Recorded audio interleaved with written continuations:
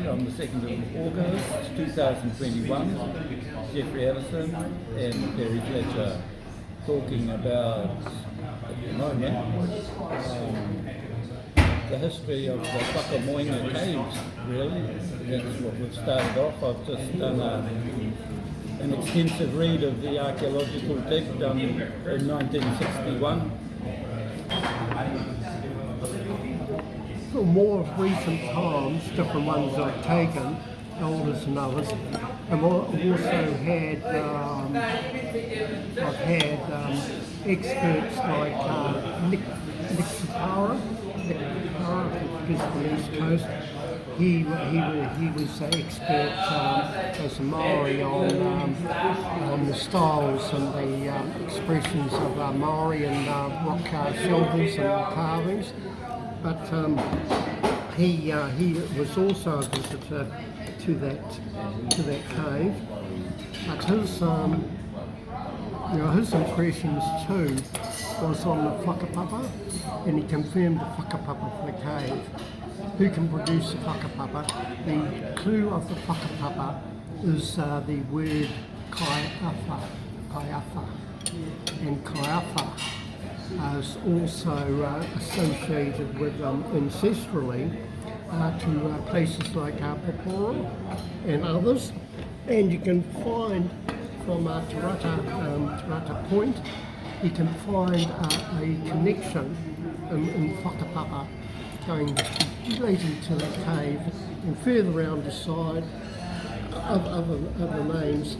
And so they and when we went on our little excursion, the walk that evening, I pointed out that there were names that go back nowhere around the rest of inland New Zealand, but can connect directly to the islands and or the island people like Tangaroa.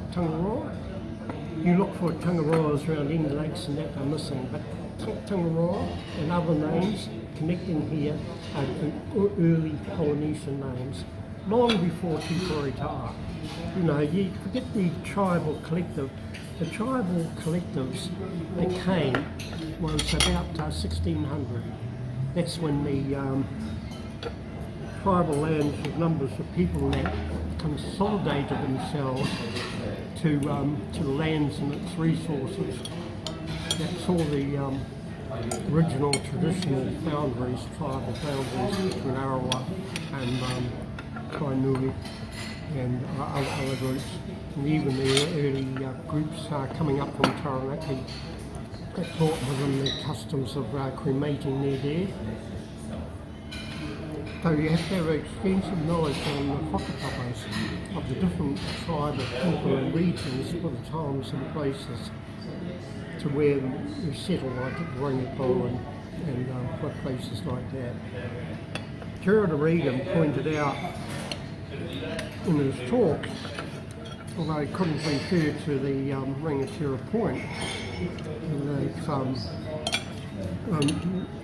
his lectures, they pointed out the work came from coast to coast, east coast to west coast, was more regular tribal movements of people that left their legacy of rock art and rock art influence.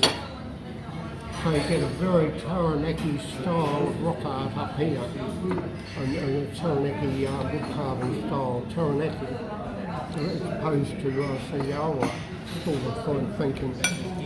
And it's a different ones in their own time and place. And the cave represents different people, either hunter-gatherers or large groups, movements, more parting, or even tribal movements for consolidation in the areas around here. That can all be reflected, as I say, on the cave, the time capsules. What I found interesting was that there was obsidian found at every layer in the cave. It's obsidian flakes, which to me suggests that it was being worked in. And this is all obsidian from the nearby matā quarry, so it makes sense that they've took the stone in the waybacks and worked it in those caves. When they found it, when they found the source, they had no need to cart or trade or bring it in from places like Mere Island. Yeah. They had an equally good one. My researches into it in the field, for instance, much closer at the Puranui station, there was by the stream there a couple of terraces, and the terraces were full of obsidian plates, and even the old obsidian core. Not one plate was Taupo, or not far from the matā, they're all Mere Island, the whole lot. Helping the movement from people coming down the Rangitai and crossing over the hills to the upper headwaters of the Hawke's Bay, a movement going there, bypassing this area altogether, and probably ignorant of the obsidian sources. And so there's some other sites until there's been an exploitation and knowledge of the local obsidian at Whakamoenga Point, and suddenly you'll get both materials mixed, and then suddenly it'll be absent. So the absence of, say, the Mere Island obsidians at that cave, the other places around the lake, some of the earliest settlements will have Mere Island obsidian. So it's not what is at that cave, but what is, say, absent. That can tell you as to their movements. The caves represented the oldest places, ancestral places, because they didn't just come in there. They got a romanticised story of, the people, navigators from the canoes, and they're leaping out and they're rushing to the middle of the island and they're establishing their things. And time and place didn't work out that way, and nor would they do it. Leave the good resources. Exploration was slow and cautious and deliberate initially. And once that was found, and they brought in their tools, so like a place at Taupo, a moa hunter campsite, open plains, undefendable area. There was no need to have the bar sites and that. Everyone hunter-gatherers, there's resources for everybody. So do you know what happened in the why all the old past sites around Whakamoenga Point, and I'm talking about Puranui and Okuta and Puri, those three in particular, do you know anything about their history and why they came to be deserted? Well, the idea was deserted. There was a massive population up here at one time, and huge population. Now is this Ngāti Hotu? Ngāti Hotu, where no more than a branch of the early hunter-gatherers. These are pre-tribal. Get back to Tokoroa, the people came in there as a group and they brought in archaic adzers, typical of South Island, the earliest type of archaic stone tools, nothing to do with the classic culture or anything else. And they met at a certain place, they set up their camp, and they go away for days, and then they come back, and they use the landmark to congregate on, to congregate in. And with all that, we've got the photos, negatives, the excavation reports, and that actual negative in photographs.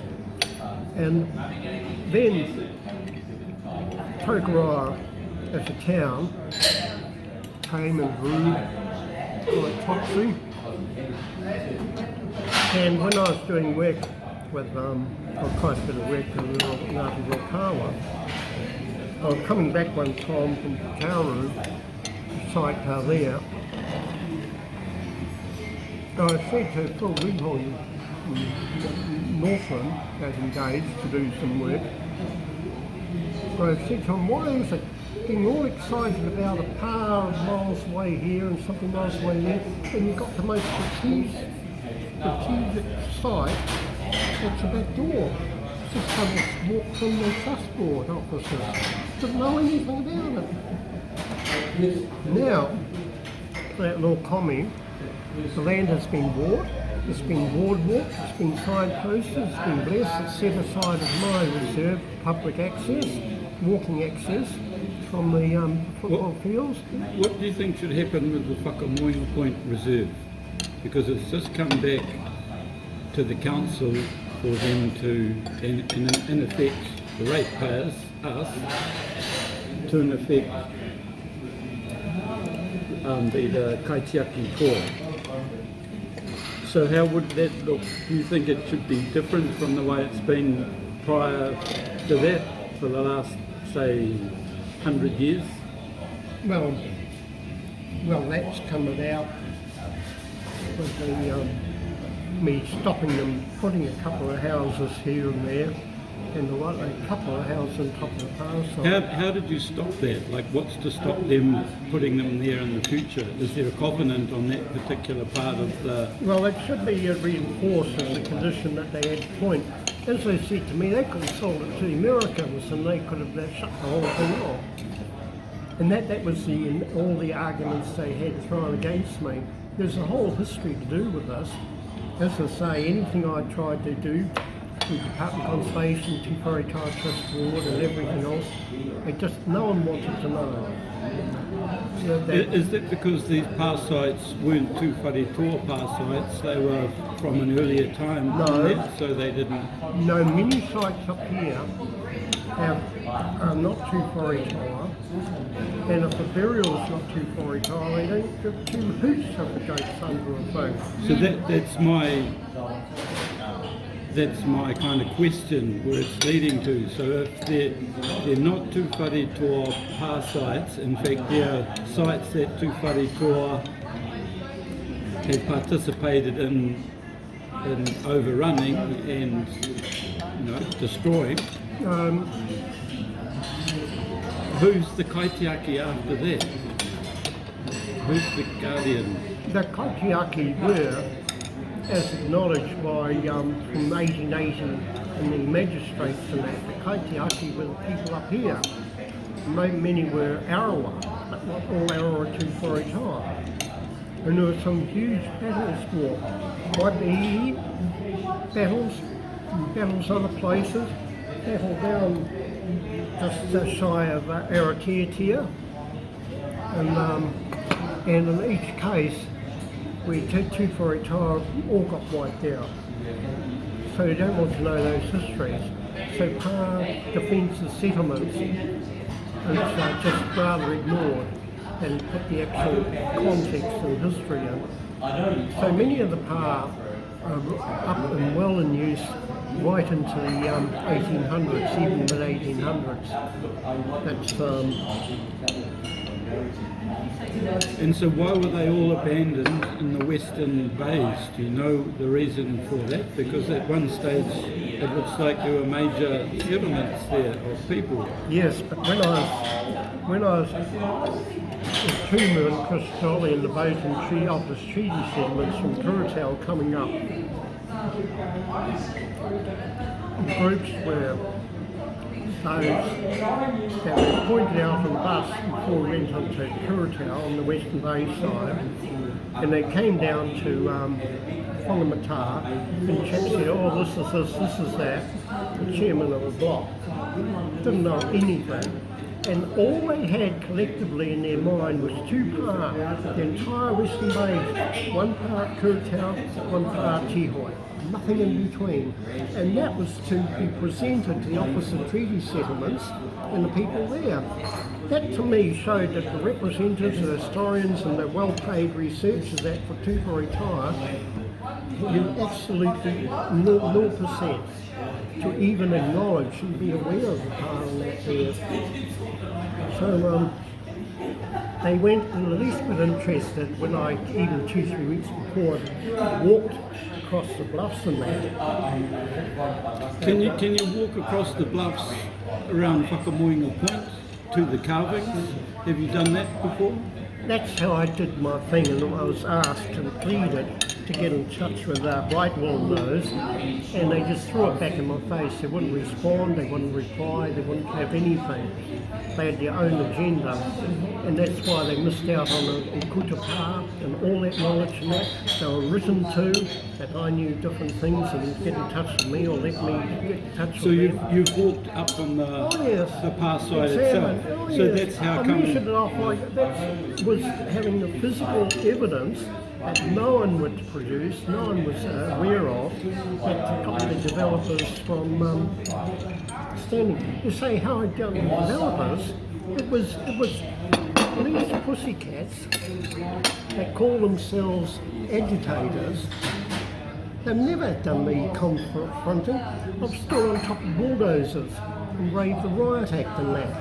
Then it gets back, or Perry Fletcher was driving through and destroying sites with a bulldozer. And that's how it gets distorted. Yes, misinformation. Yeah. And that's why it's so crucial for us to talk to different people to get different perspectives, because people have different perspectives, and it's just great if we can just hear them and therefore we can share them rather than, and it's so valuable that your perspectives are backed up with actual maps and site visits and things. It's not just, you're not just talking here, we've got frames of reference for what you're talking about. A lot of the sites being modified or destroyed have been through approaching Taupo time. And they have said at the Trust Board office, we don't know anything, so there's nothing there, no problem, do your quarrying, do this and that, and put a road here and there. And that's been another thing that I've had to override in the past. Override. And whether it's been roads or whether it's been even forest fire breaks. There was one forest break at Hallett's Bay, went across quite a few sensitive places, across the ditch path, and none of the local Maori came up with a single thing. Nothing, absolutely nothing. They didn't even know the Maori names of the streams. Well, that's just where we get some water from. And the reality here was that I got the Forest Service to hand cut a fire break. Hand cut. No machinery or anything. And one time when they got a bit behind, we had a weekend or something, the boys from Ringapo, out, or cutting and that from the vehicles and that. But it was all neatly hand cut. Had the Historic Places Trust, and well now had the easy way out. They would just put a machine in and wiped out everything, and we'll see if there's anything left over. And that mentality is still holds today with developments and developers. Or we'll clear the land and then we'll see what's left. When you got the Okuta Pass site set aside, what was there that you talked about evidence? What was the archaeological? Well, I also got that there were hut sites, just the sites now been modified, never been investigated. If you want incompetency and everything done wrong, get an authority and a contract archaeologist and an authority to scrape around in places that he doesn't know. And so they've got the development, but the integrity of the car itself will stop. If some sensitive material just the side going above the other side of the cave is now probably all gone and lost. So what was that material? Oh well, there were two things I gave to the museum. One on this side of the car was a pumice bowl, probably pigment container bowl, pumice bowl, nicely shaped. And on the other side, the Okuta Bay side, a aerofotta. And the aerofotta was in for ages at the museum here. What is an arafota? A step a ladder to a pātaka, a storehouse ladder. And that was from Okuta Pā. That was from the, not the Kuta Pā, it was from the settlement below Kuta Pā in the Kuta Bay. So there was a settlement in the bay as well as up on the bluff. A high, tall palisade settlement. And the water? No, the water's raising the control gates. It's raised. It's submerged a lot of places. It's submerged old gardens, cultivations, everything else from 1942. Is that where the Okuta reeds would have disappeared because the level, because they were semi-submerged anyway? Because I've noticed there are no Okuta reeds in Okuta Bay anymore. And it makes me think, why is that? Well, last of that great Taupo things for the thatching and insulation and that, and even making garments, the wara or the quilts, they were down there at the boat harbour. And I pleaded for those to be saved. Can't find them now. Don't stop progress, don't stop the boaties and that. What's been sold has been taken. I took trustees, I took my representatives, Ngāti Hotu rights and that.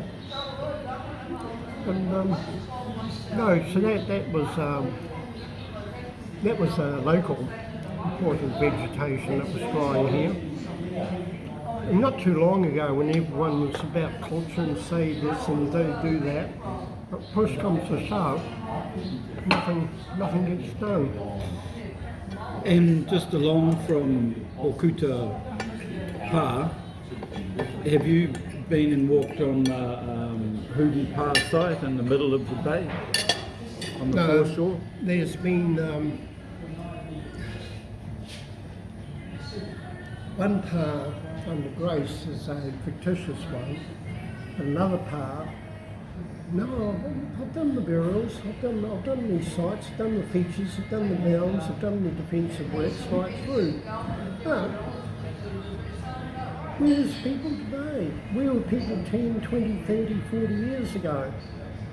There's, and that was my own time, my own pocket, my own sacrifices. I think a lot of the issues are, and you talk about people not even knowing the Māori names of their streams. There's been such alienation from people to their own lands that all of that knowledge has evaporated. The people I'm talking about, say at Hellett's Bay, the ones that were raised there, were raised there. Because Whaitaima's whānau has whenua in she's one of the owners in Hellett's Bay. We've never been there. We've never set foot on that land in all our lives, so we're ignorant too. Every square metre I've walked, throw me anywhere around the lake, I've walked, I've seen it, I've consulted the elders and everything else, and yet you read in the paper, we'll get a working party to dialogue and inform and educate the boaties. Now that's just do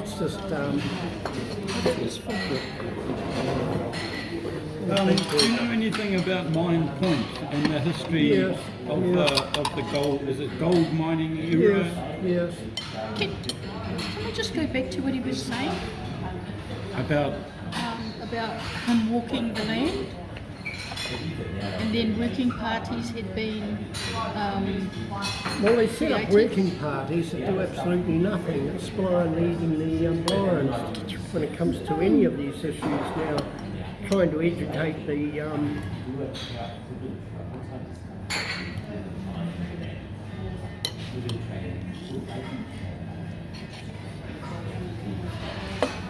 look, it only takes, now the Maori at Hallett Bay side, the Ham family and others, the Hallets and others, they've raised up, brought up through all their lives.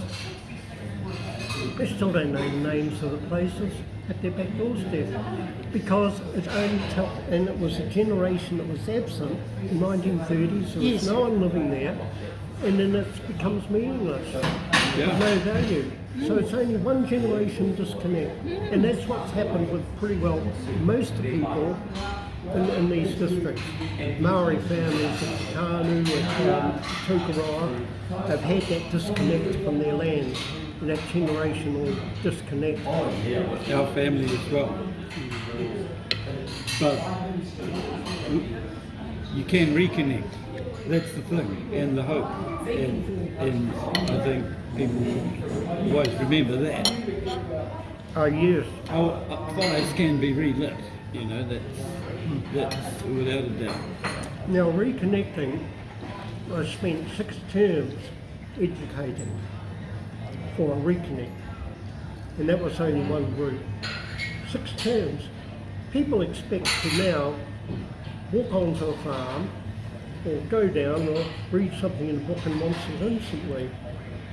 And to reconnect is more than just the knowledge of the land, it's the use of the land itself. And the reconnect of the land, which is so hard now. Everyone's too busy. You get a certain hapu, last of hapu that no longer exists. And to even take them, let alone get into the whakapapa, they're all too busy as mothers, then as grandmothers, and then taking on their grandchildren's children and everything. All too busy, all too busy. Well, all those they made time. It was part of all connecting. Now you've got a different mindset of connecting with people, all enthusiastic, but then it's the time commitment. There's always something more important and more pressing.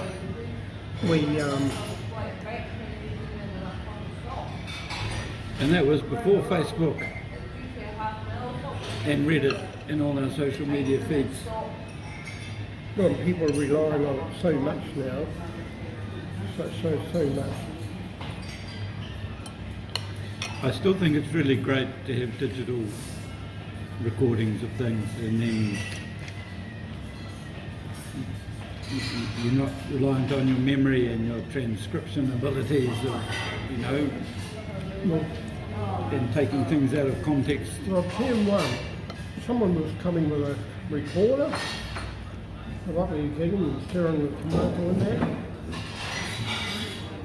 And that only lasted 2-3 field trips, because the recorder's going to come back, and someone was going to do the transcribing in the office, and it lasts about 3 trips. Too much trouble. So it's not as if we haven't tried digital recording and the oral histories and everything else. The money's gone away to oral history.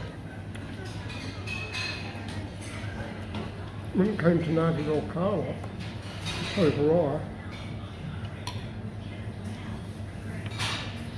from Hepi families, from Whanganui, Taupo, there was Pius, Hepi, Judy, and our others. And so they argued and got so much money for an oral history program. $100,000 run around and all recording that. Moses Murray Alders, and we're going to be part of it. And then they had a meeting.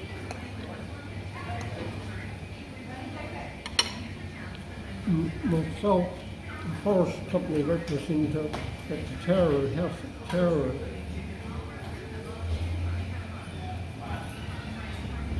Murray came from King over 10, and he wrote the rule. And great oral history stuff. And I want to know about a couple of parasites at Taupō. They've done all the forest, all the Kimberley forest. And so we're told that every parasite from Tauranga right through to Manukino, every one had been personally built by their great-grandfather. Every pa site, they threw out hundreds of years of history, culture, everything else, and they were so adamantly with their family proof that their great-grandfather had built every pa personally, going back through the land wars and that. Anyway, we got over that lot. They had nothing to actually offer to show any pa or anything in the forest. But in the meantime, the forest company had given $100,000 to Maori, about $12,000 in maps. In 12 months, they thought they could bypass me, do something very clever, give them $100,000 in incentive and spend 12 months and plot all the places on these maps. So they took the money, they took the maps. Then after meeting, I've been driven back to Taupo, and the person said, oh, by the way, such and such a group has asked for don't wanting to do an oral history project. And I said, it wouldn't be so-and-so, would it? They said yes. They said, you wouldn't be asking for a couple $100,000. Yes. I said, well, 4 years ago they got the same amount. Now they've either done it or they've got to finish it. No need, I knocked that straight on the head. No worry, they went to Mighty River Power at the time and immediately got a cheque for it. Now the people, to this day, the ordinary Maori people and that, I don't think have got one whit of that project. This is a rip-off I'm personally witness to. And it's Yes, there's more than one example of that. Hey, you just made a reference before to a pa at Tihoi. My ears pricked up because we've just, as I said, found out that Whaitaima, her family has whakapapa to that whenua. So what can you tell us about the Tihoi pa at all?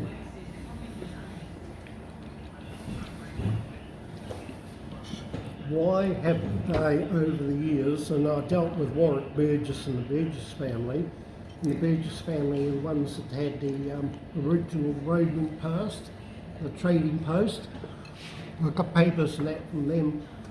Their Molly Burgess's husband came in late 1940, and he put in the extended the rail track route for the Taupo Timber Company. When the land they got was a 5-mile length of strip of land that included that pa site there, and that Tutakamwana pa was Tutakamwana,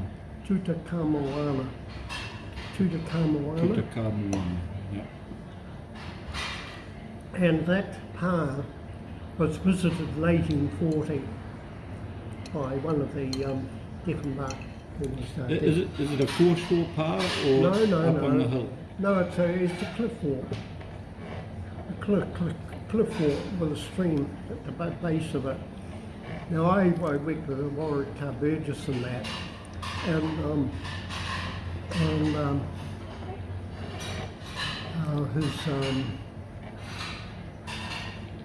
his brother had and one night I got a phone call from Warwick Burgess about 8 o'clock. Could I come and see me? So he came all the way from Tihoi, saw me, and he said, on the hill next to, because they had the sawmill, then they had the pa in the background, like in Grace's book, and then on the right there was another hill. Well, it's the same height, but not a cliff thing. It was just a rounded part of the country, and he had a 60-year-old Douglas firs growing, 60-year-old.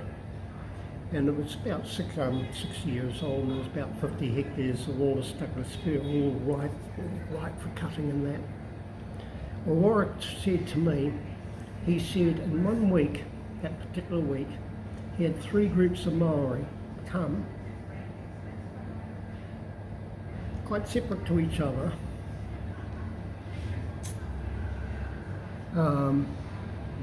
This land here is sacred to us. It's got burials in that. You swap the title for us. It's only confirmed exactly to the limit of the last mature tree to grow. And you take the title, else if you don't give us what we want, we'll take it to tribunal. And he's a private person. But these are the threats that were being made. And then another group would come, another group, 3 groups, all wanting the same thing. One was prepared to give them compensation from the trees when they cut the trees, so much on sacred burial things that there was no information before that. And so he just said, will you contact Perry Fletcher? And he'll sort that out. And they all melted out away as quick as they came. They had no intention, there was not one scrap of land that was sacred. They couldn't give 2 hoots about the Tutankhamun Pa and its history. And it was just for a money thing. So one was trying to race in to get to the other, but the palisades from that pa were still in fine condition in 1940 when Warwick Burgess's father came, and they came and put all the palisades to make the main area for the Auckland Museum and the Maori Hall. Those posts came from the Tutankhamun Pa. But the pits were beautiful, thick volcanic ash and beautiful state preservation. You went down into the narrow entrance and you stepped down, they cut a step, out of the thing, could step down into them. And I did the measurements and plans and that, and recording that site. But the history and the Maori history and that, all lost to this day. Why isn't all these eager people trying to get the artefacts and trying to get this and that? They're not interested in the place of the history, and yet more recently, as I say, with Tumu and those under the treaty claim things, took office treaty settlements people and pointed out the pa, then had absolutely blank, not a sentence of history information for all Western Bays, right down to Kuratau. Yeah, that's what I'm just trying to find from any source.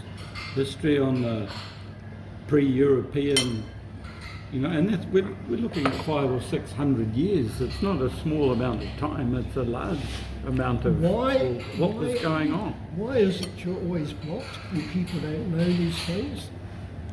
Is because it wasn't theirs in the first place. It belonged to other tribal groups. It was all under the control of other tribal groups. It was attacked by the Hawke's Bay Maori.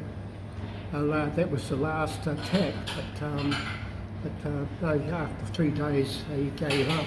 But they were sitting on the same hill with these trees and taking pot shots at the pa, having Which pa? Tutankhamun. Tutankhamun. Yeah, so the hill next to it, you could get a nice line of fire to that level, and so if you had a musket. So is that pa side demarcated to this day? Is there any evidence? I mean, are there signposts? Is it? No, How would you know? Historically, how do I know I've measured it? No, not you, but how would I find it, for example? Well, it's now sort of blocked off. They've got camp. They've got a camp by it, Outward Bound Camp. There's a collegiate and Outward Bound Camp, Yes. just where the timber mill was. Okay, that's where Brian and Jan worked many years ago. The sailing camp, they used, yeah. Well, that sounds like that place has got a lot of history we need to find out about. No more than 100 others in my head. Now, I personally hold a knowledge from the upper headwards of Whaitaima TeWhare of 1,000 places. But, that's not Tihoi, that's not Rokawa, that's not this and that. So they do not take the cultural Maori values, they still have to put in little compartments of their own little interests. When I first came here in the 50s, about 3,000 people, as I say. The Maori there, all excited, and wouldn't move out their little 100-acre block, a little area of title. They'd been just reduced to it, and having lost everything else, they weren't interested in speaking about it or anything else. A lady would take me to a pick or Oranui, just for a little right of preserve she had to cut it and go away. But they were just indifferent to the rest of the land and how they tribally connected and everything else. And it's this tribal disconnect, a good effect, because Tuwharetoa, they're looking at Tutakamawana Pa, and the fences to Momo been scrapping up the Waikato in the 1820s. He came back and tried to rebuild his fences, and the fences were attacked and they were burnt down, pulled and burnt down, and that was at TeWhare Pa, across from the Kakaho, TeWhare Pa. Yeah. And they burnt the fences down there, and then there was an offset because the paramount chief down the Mananui, he wanted to get all these lands, but he wasn't going to, because Tuwharetoa had so many hidings in the past, he wasn't going to commit himself once again there. So what he did, he went to with a large group, and they attacked the mainly dispossessed a lot of the Maori at Hawke's Bay, down there. And at the time, Pui had come right to the top, down the east coast, north of Hawke's Bay, and he basically ransacked and depopulated the Maori in Hawke's Bay. And when he came back, that was why partly retaliation was the attacking of Tutakamawana Pa. They had a force of 700 people, but they couldn't attack it, they couldn't overcome it, despite a few pot shots. And then went back to see Mananui, please explain that Tihoi can have all these lands up here, as long as you leave me alone. And so when they went back, and Mananui saw that things hadn't gone well with them, he then sent one of his wives, who was related to them, out to negotiate. And when he saw they went knocking her on the head, and that, he came out, on the man, oh, we want a bit of Utu. He said, there's a group up at Motuapa. You can go and smack those lot off, but just leave me alone. And his idea was to depopulate whole areas so he could then possess them without fighting. That was his military strategy in most of these places. Well, when it came to the Maori living at Tutakamawana Pa, they were mostly Ngāti TeWhare. It's you, Plum. Yeah. It's Ngāti TeWhare. Yeah. But the mana came through there, came through her marriages, direct line of through Tia, and that was only part of the mana they got. So Parakawa in her own right was up to lay out land and claim land as a woman. She was Terangi's oldest daughter, firstborn. So that is to get the fast son, Te Rangi Icha. Te Tetawha, they first, who lived in at Lake Rotorua. Yes. And First. his mana, look, there's a cursed book called Tuhua. His mana mixed and distorted the history so bad, but he had the mana of ancestral right, and they locked him in as part of Tuhua. Never worked. The sons of Tuhua under Rongamai, under the name of Rongamai, were still trying to fight and carve their way against Ngāti Hotu. How come a first part of the Tūwharetāua lot, he was living comfortably at Rotorua when they're trying to fight their way through to claim land? He already had the land by right, and ancestrally then he came back, Ngāti Apa possessed him, and he came up by right up to Whakamoenga, and he had the ancestral right of all the Western Bay side. Do you know when approximately this was, like time-wise? Oh, that's about 1600. 1600, yep. About 1600. I'm just And- trying to plug in into Yeah. the timeline of, and I take it from 1345, from when people first got to Whakamoenga Point, that it's, you know, there or thereabouts, as to the flow of where people were living and when, and why they're not living there anymore. Is there no one at the pa at Tihoi? Is it completely abandoned now? There's no one been in the park since the 1840s. Has it been abandoned that long? Oh yes, most of them have. But So were they overrun? Is that why? No. Or they just... treaty did away with the idea of little fortified powers on the hills right throughout the country. Mhm. The treaty did away with all that. The musket land wars and not the musket frog wars and that were all over and gone. In the past, no need to live up on the hills and that. You could then start cultivating, using the land more openly, and took a wee bit longer inland. But the pa had their day overnight. Many were just abandoned, or you might have had Urupa and that, and then more recent day marae set up in the vicinity, on open lands, you know, from there.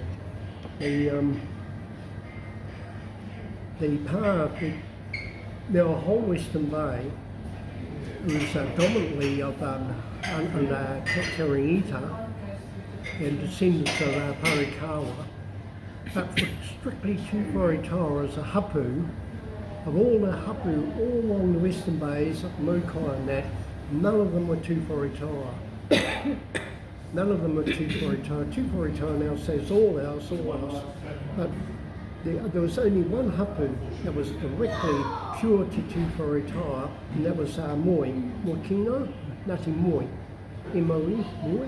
I haven't heard of that. I've never heard of it. No, and this is why our history's been so thin, and all that's all Tūwharetāua, that's all Tūwharetāua. Rakawa will say, oh, that's all Rakawa, that's all Rakawa, and the overlaps, and a lot of emotion, and no very little fact. But the Urupa at Mokai, half the people up to World War I are buried near Tihoi, there at the Kakaho area, and half the families are both sides to the old settlements. There was a big settlement there at 1850s, large settlement by the Kakaho there. It's all been farmed and modified and gone away. And what abandoned that settlement was Te Koti come, and under the watch of Tūwharetāua, who was carrying his father's policies, was to sweep the areas of the Te Koti's followers, sweep the settlements and the areas to one side. So again, to leave the thing vacant.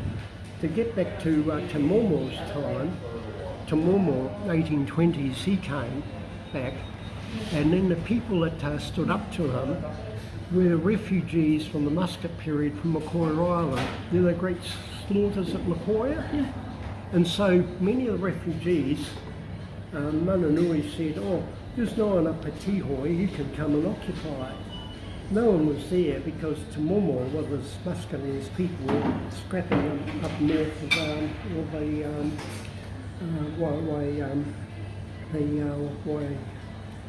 Waikato Maori. Sure. And when he came back to occupy the same place in the old power and that, he found all these people were here.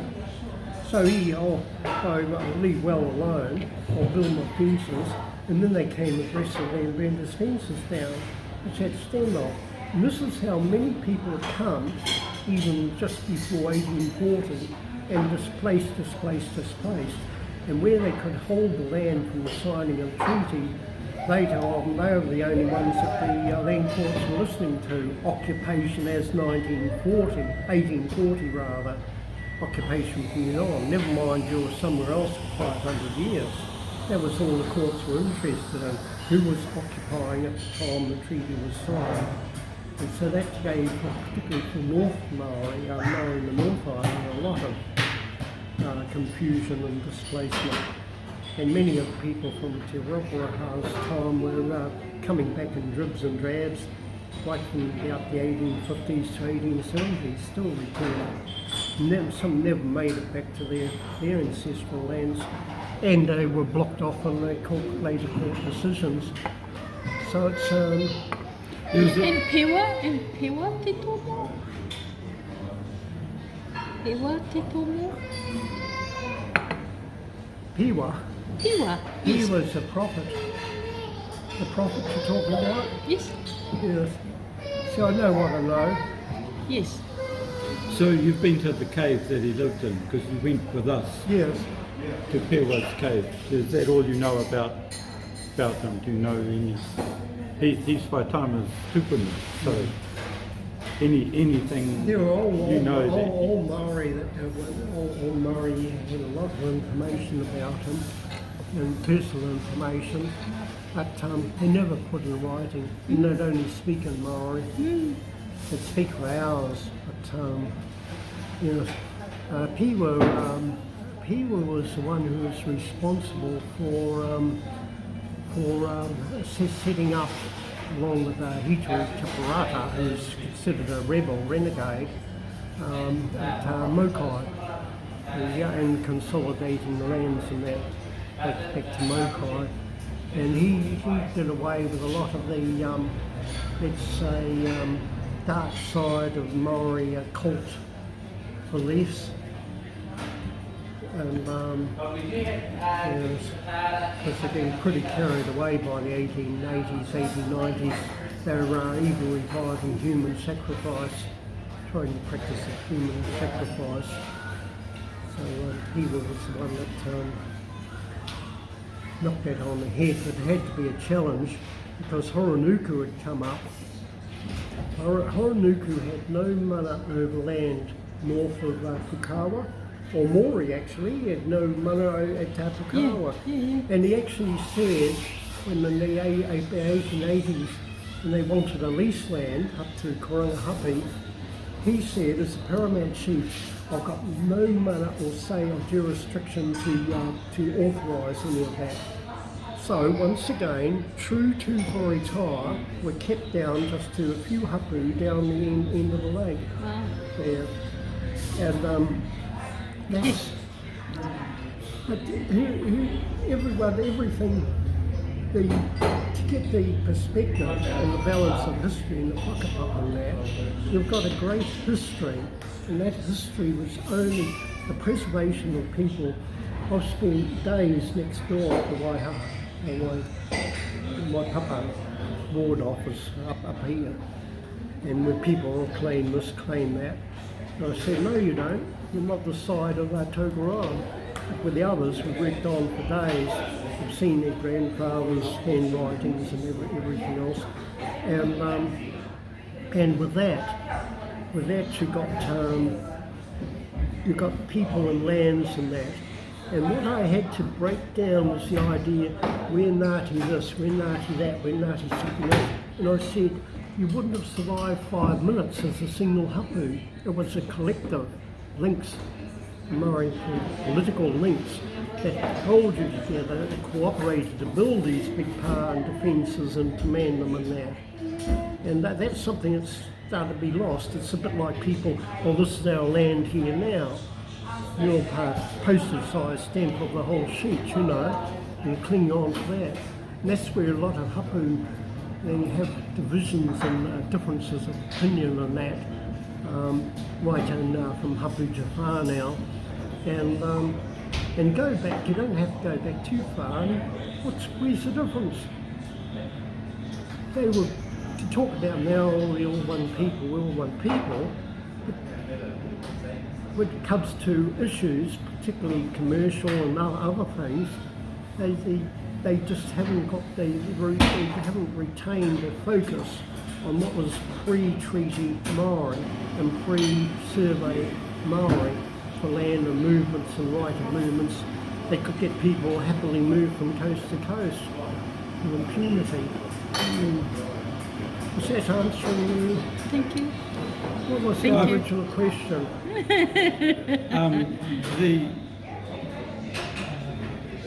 Here's a question out of the left field. Motu Taiko, Yes. one of the most intriguing and mysterious islands, Which has which been has a, I don't even know its history, but here's a question for you. This is something I've been told, is that on Motu Taiko there is a stone floor belonging to a very old house that's completely unlike other houses around the day because of its stone floor. Have you seen that? Is that true? No. Is there one there? When we did our political correctness thing, after everyone had ransacked it, it was all tapu, can't go on, can't measure it, can't take a photo, everything tapu. Several years ago, someone went missing off a boat. And Lawrence. They scoured that island for 3 days. It wasn't tapu then, but you're not allowed to put a foot on it. Now where does that suddenly come about?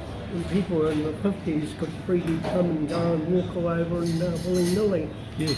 So there's no consistency in practice and observance and enforcement. But that has got stone walls. It's got stone walls and stone defences. Motu Taiko, Yes, stone walls. yes. But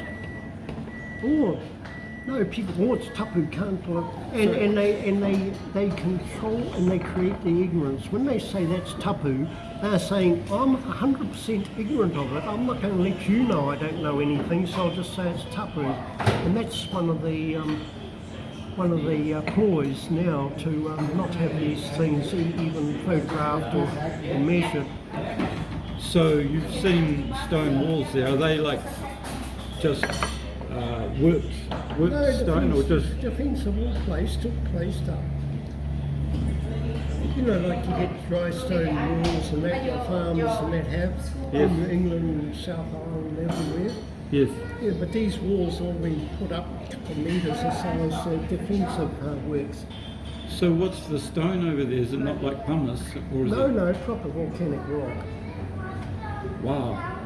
So it's all from the island itself. from the island itself. And they're level and clear, and you've got big pits, storage pits in there. Walls all burial. What's it doing having storage pits in there? And what are walls for? That's not something that you Defensive. use an uru part for. I've never seen that. No, That's for the living, not the dead. That was a defensive island. It was an island fortress. Mm. I went to the ski part on the west side, straight up, and met with stone walls and defensive works.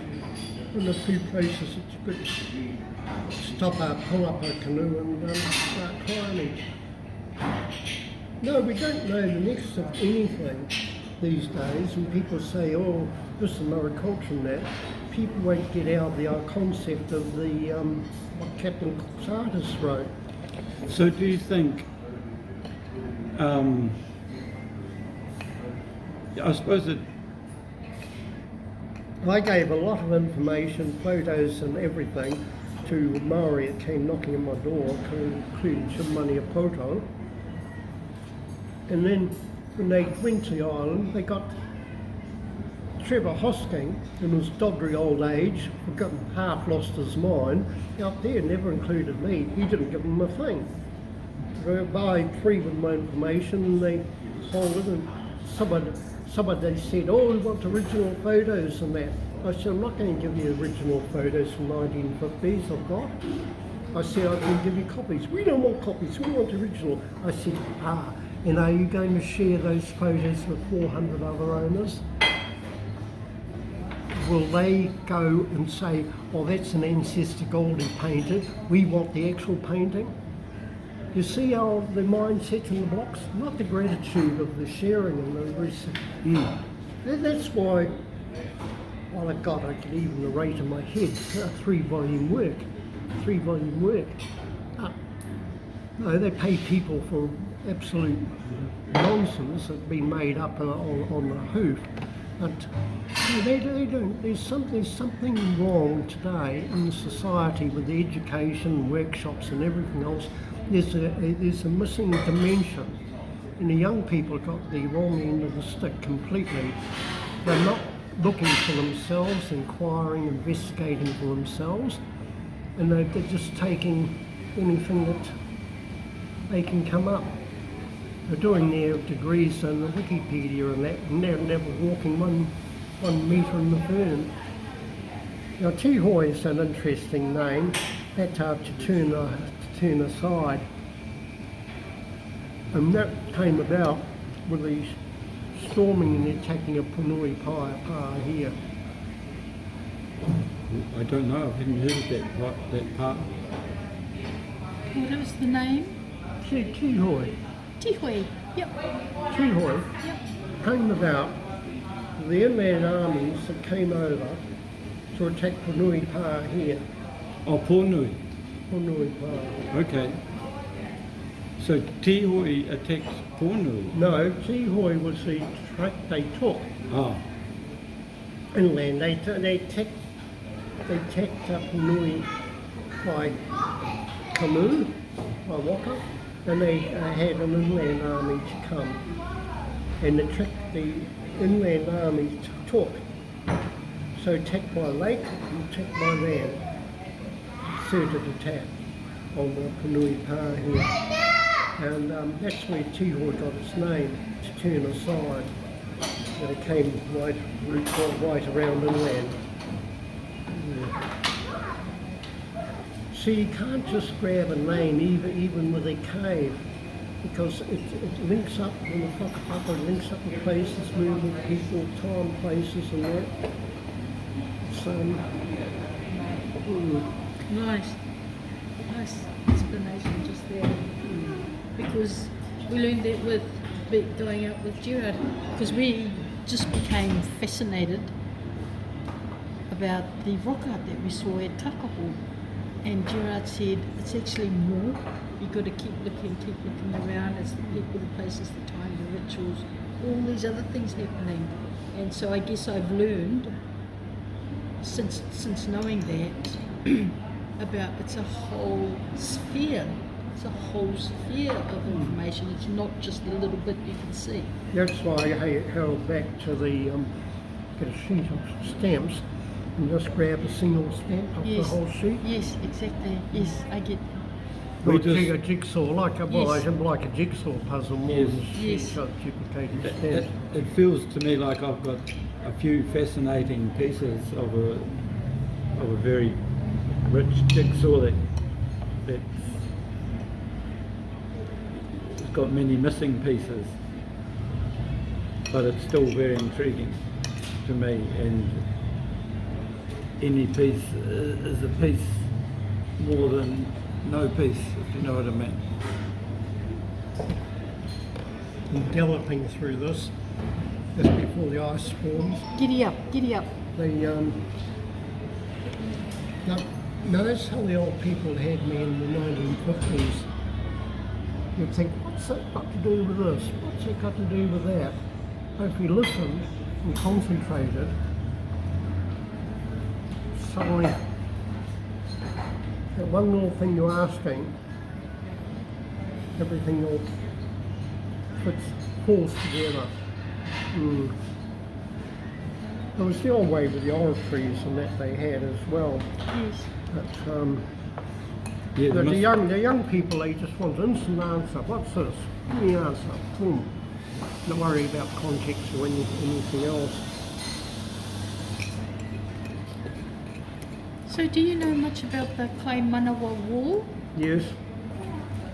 Go online, you'll see my name. So that's different to the walls at Taupo in terms of the ones at Taupo are man-made. It isn't. It's a natural feature Yes. of cooling volcanic rocks and split as they're called. Yes. In my original report, 4 years before the first reports came in, was with some of the Department of Conservation. Funny, they never mentioned that they'd been there 2-3 years ago with me and had it all fully pointed out and explained before it became, got its notoriety. And as I said, with that, way back, I never saw it as a wall, I just saw it as a natural feature it was. It's like the Emperor's clothes. So I had one chap in Tasmania, calling himself an astroarchaeologist, saying, oh, he's saying, actually, he said it might be natural on the outside and correct in that, but the pyramid's actually hidden inside. I reckon he could see this pyramid. This wasn't Barry Brailsford? No, Barry Brailsford just came after a lick of publicity.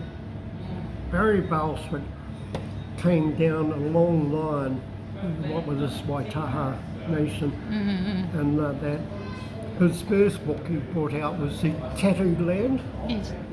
I've Very, read them. very, very good. Yeah. Michael Trotter, he did a lot of work under Michael Trotter, and became curator of Temporary Museum, Michael Trotter. But Michael Trotter's again one of many who stayed with me at my place and showed him field. Sheridan Regan, I opened his eyes to new aspects. When he went to Australia, it was the Aborigine thing, and he was with the Aborigines in the ranges and in the middle of nowhere, hundreds of miles of desert.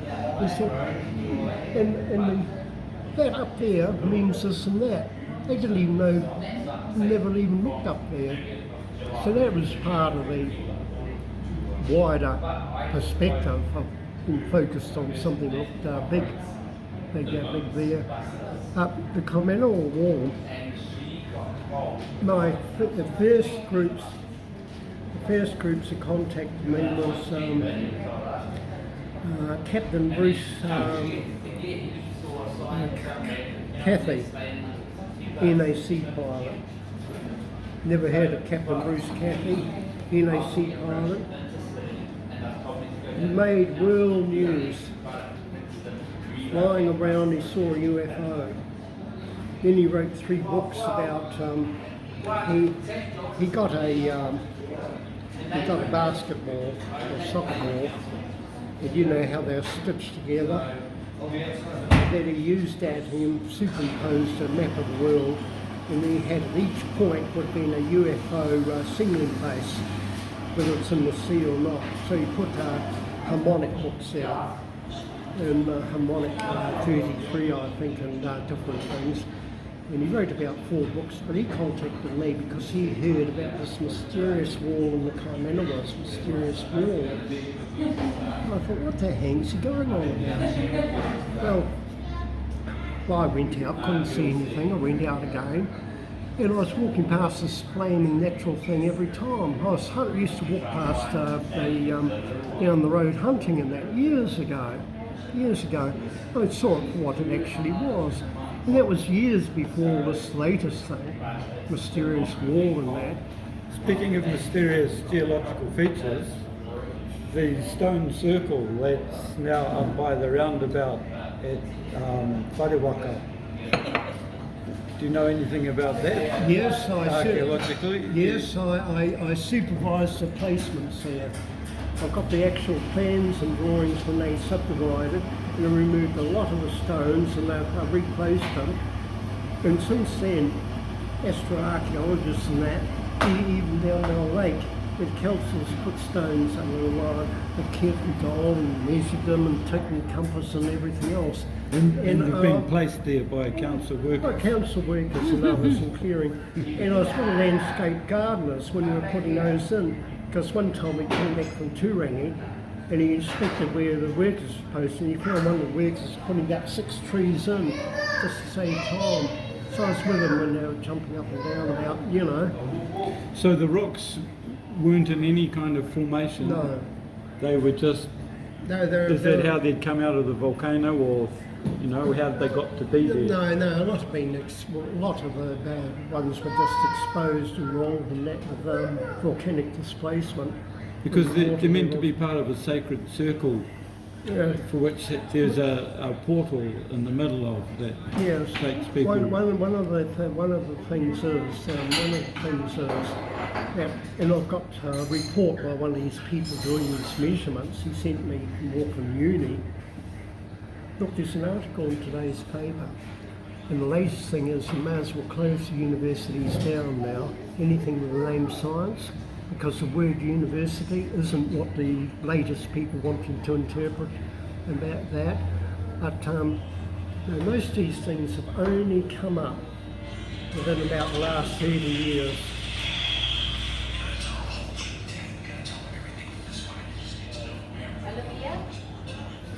Well, that's interesting to hear that you were there when the stones got placed. I got placed with machines and the movement and that. And there was one place down there near Texikapua's place, and someone was carefully measuring up the stone alignment and then claiming overnight been there thousands of years, when it was so hardly placed there a year before. People, even Jared, if he sees a rock in the paddock, he thinks he's in limestone country in the South Island. Oh, must have this, must have that. And I told him the whole placement.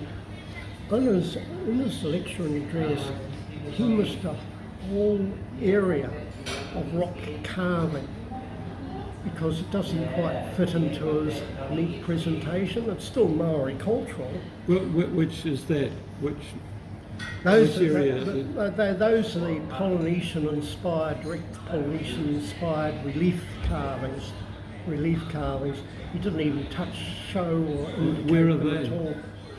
All what's I've recorded at the I've shown Jared, but no, he was just overwhelmed. So he just based his degree and thesis just off my kakaho reports, and it's just a comparative thing that was known in the island.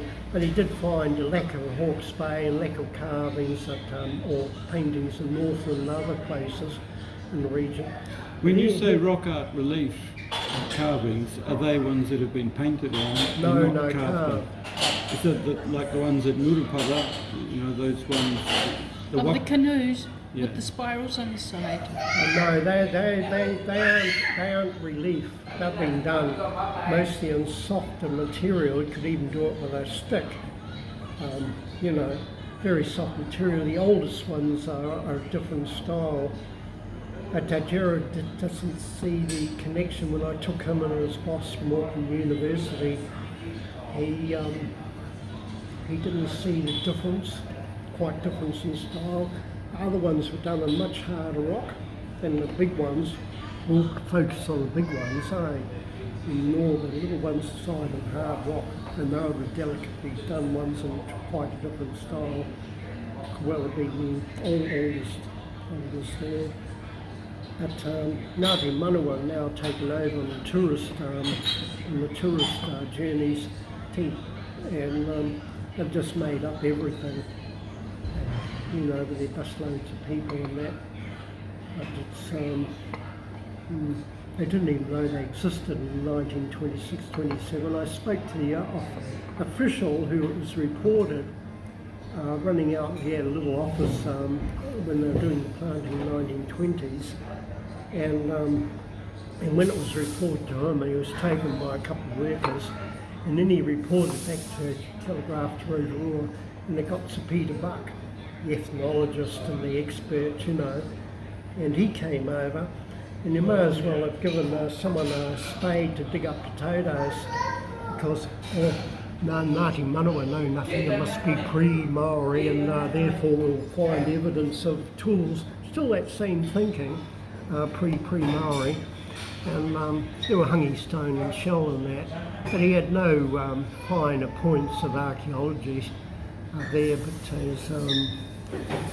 Peter Buck was the one that they got in. That was about 1929, I think. Peter Buck was digging the cave looking for tools, evidence of pre-Maori, because Ngāti Manawa didn't know anything, and neither did they, because they were never there. It was never in the award, it was never the area of occupation. Getting back to the Okuta and everything else, you know. So you got a distortion right from the beginning. Can we just go back, because I don't think I've got a satisfactory answer. When you said you got some subdivision stopped at Okuta Pa, That's right. how did you achieve that? Like, what is there a caveat now put on that part of the land, you know, or what's stopping them doing it in the future? Well, as far as I know, it was just a verbal commitment, no more, because they could not lock it in with the council, the Taupo Museum, the Department of Conservation. It was all on private land, for one thing. It was away from the water, from anything Taupo Museum had. Department of Conservation, they went to the lake edge, and they wouldn't put one foot on the land. When I took the dock officer to the gates there, he refused to go into the gates. So what was the point of wasting my time and picking him up at his office and towing up there to saying, and I had that with planners and others, they'll take you to a gate and, oh, we can't go here, it's not our jurisdiction. Why don't they tell you that at the office? I'm dealing with government departments, local authorities and that, with a pack of childish, politically correct idiots. And I hope that goes in print. Because they could write a book without touching on culture, historic place and everything else of the amazing incompetency of authorities that are supposed to be charged with applying regulations. I've had to, even to lawyers, and these people quote legal points of law and that out of my head that they're completely unaware of, and it's their job to know and apply these things to see they're done. If they fall on their faces, they just walk away as if it wasn't happening or didn't happen. I know. Down to Lake Edge. But I still want that reserve exclusive green strip from the water to the road. You know, just keep this permanent thing where they ever subdivide the rest. It would be nice, wouldn't it, if it could be achieved? That's why I worked on a 30-acre lease thing, and now lease is expired. This for here? Yes, and a 30-year lease for all this block. All this block, 30-year lease. And now that's expired. That's why the first thing trustees have got no more money from the Department of Conservation, so they blocked the road. And now they've had to pay the agreement, and now the ratepayers' expense for the district council can party. Is this that $75,000 a year to maintain the walking track around here? It doesn't need maintaining, it just needs to be walked with a machete once every 6 months. That's what I thought. It's an inflated block of rubbish. Yes. And we're paying for it. Yes.